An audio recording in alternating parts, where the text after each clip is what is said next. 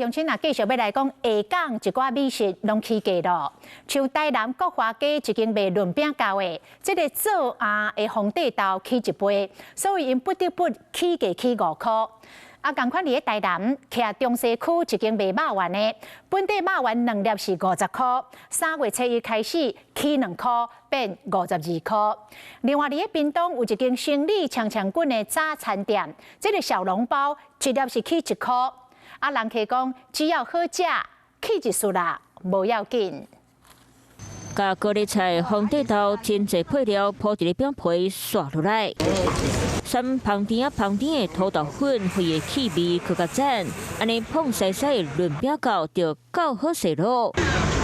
这一味就伫咧台南国华街，无论平常时也拜6礼拜，拢成侪民众排队等等。就算去年4月才调整介绍，生理嘛是做甲强滚。如今咱来看壁倒。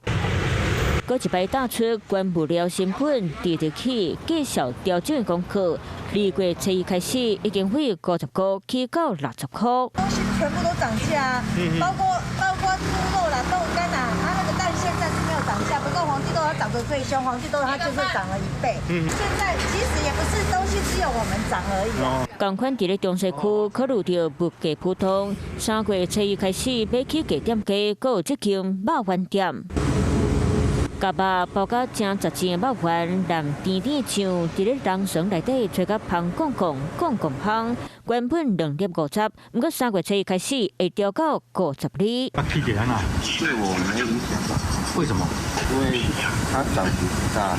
镜头会南平溪屏东市这间有名的早顿店，过去1粒小笼包9块，今年开始起1块，1粒小笼包就要10块钱。哪一块你可以接受吗？可以啊，为什么？差1块钱而已。你会接受吗 OK 啊，因为好吃啊。本来以前都是薄利多销，因为现在不断的人工物料不是某一方面的物料，每种物料都不停的在涨。3年来，店家2摆起价，特别拢起1块。对民众来讲，若是好吃，卖起收济，就关系来高关。Hello， 我是张新文。想要抢先掌握最及时的新闻资讯吗？赶快订阅、按赞、开启小铃铛，锁定华视新闻 YouTube 频道。